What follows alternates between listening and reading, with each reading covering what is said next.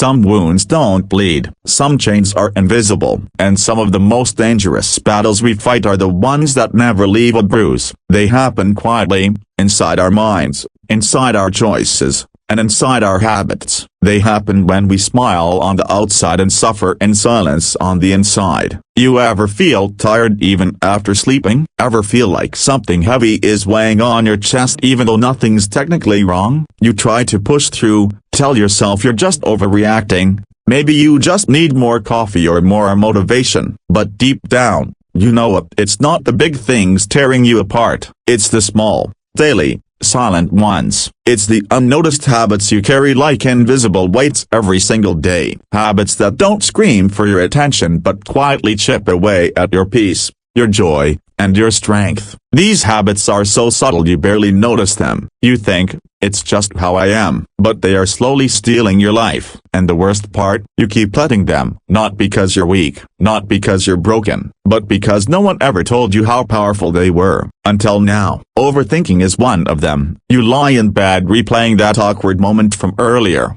crafting comebacks for conversations that already ended. You try to think your way into peace, but end up deeper in anxiety. Your mind becomes a loop of possibilities, problems, and predictions that never come true. You call it being responsible, being prepared, but really, it's just fear dressed in logic. And fear makes you live in a future that hasn't even happened, robbing you of the present you still have. Then there's saying yes when your heart says number. Every time you agree to something you don't want, to avoid conflict or disappointment, a small piece of your soul dies. You put others first so often, you forget what it feels like to choose yourself. And when you betray yourself enough times, you start to believe that your needs don't matter, but they do. You were not born to keep the peace at the cost of your inner war. You also hold on to things you've outgrown, jobs, friendships, identities, because familiarity feels safer than growth. You keep telling yourself,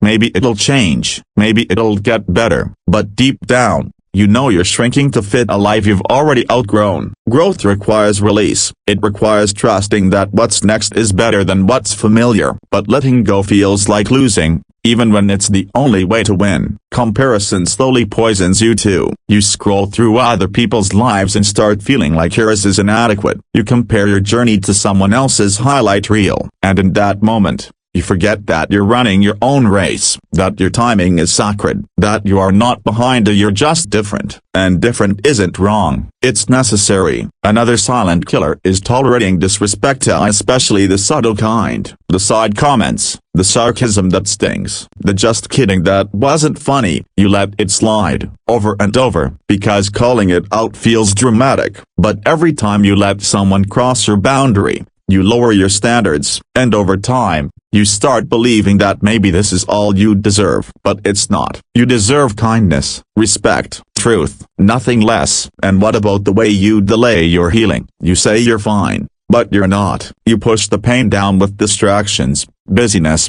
and fake smiles. You keep performing strength while quietly drowning. But the truth is, a healing doesn't come from avoidance. It comes from acknowledgement, from sitting with the discomfort and allowing it to teach you. You don't have to fix everything today, but you do have to start. Guilt is another quiet thief. The guilt of who you were, the guilt of what you didn't know, the guilt that whispers, you should have done better. But guilt without growth becomes punishment, and you are not meant to live in a self-imposed prison of regret. Forgive yourself, learn, but do not chain your worth to your past. And then there's the need for validation. You chase approval, likes, praise, anything that makes you feel seen, and when it doesn't come, you question your value. But your worth was never meant to be measured by external applause. It's an internal knowing, one that says, even if no one claps, I still matter. Fear makes a home inside your choices too. It tells you not to apply, not to ask, not to dream. It paralyzes you with what ifs. But fear is just a story, and one you don't have to keep reading. Every time you let fear decide for you,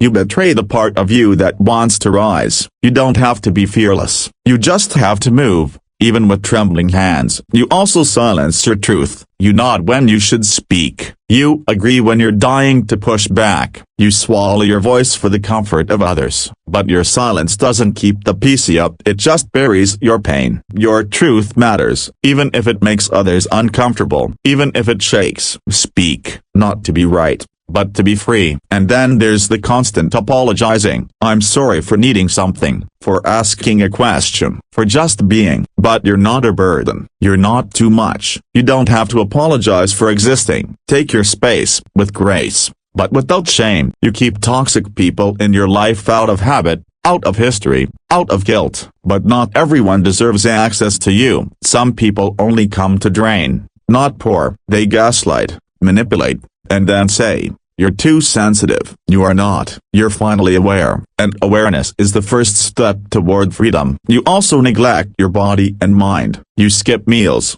chase deadlines, ignore rest. You treat burnout like a badge of honor. But this body is your only home. If you don't protect it, no one will. Take care of it, nourish it, not because you want to look good, but because you want to feel whole. You live on autopilot. You wake up, scroll, work, repeat. Life becomes a checklist instead of a miracle. You're always waiting for the weekend, the next trip, the right time. But life isn't later. It's now. It's this breath, this moment. Don't sleepwalk through a life that's begging to be felt. And maybe the most dangerous habit of all is waiting. Waiting to be ready. Waiting for the perfect plan, the right conditions, the sign. But waiting becomes a way of hiding, of delaying the life you were meant to live. There is no perfect moment. There is only now. Messy, beautiful, imperfect. Start anyway. Let me tell you a story. Two brothers, raised in the same home, same broken father, same harsh words, same violence. One grew up angry,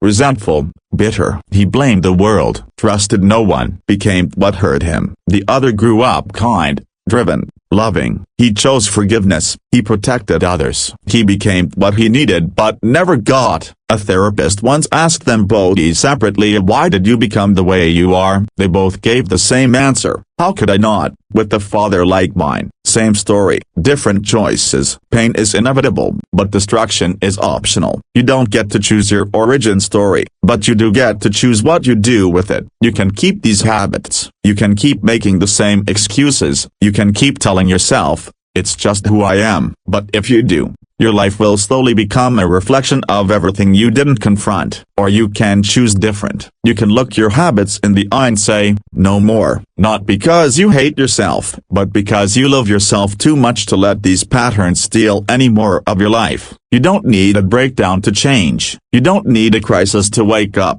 Awareness is enough. This moment is enough. So ask yourself, which of these habits are mine? Which ones have I normalized? Which ones am I ready to leave behind? Not next year, not next week, but today. Change doesn't come from a loud declaration. It comes from quiet rebellion, from choosing to show up differently, even when no one is watching, from choosing peace over patterns, truth over comfort, courage over fear. You don't have to fix it all right now. You just have to take the first step. One breath, one choice, one habit. You were not born to survive silently. You were born to live fully. And that starts when you stop doing what slowly destroys you. Let go of what no longer serves you. Forgive yourself for what you didn't know. Choose again. The habits may be silent, but your healing won't be.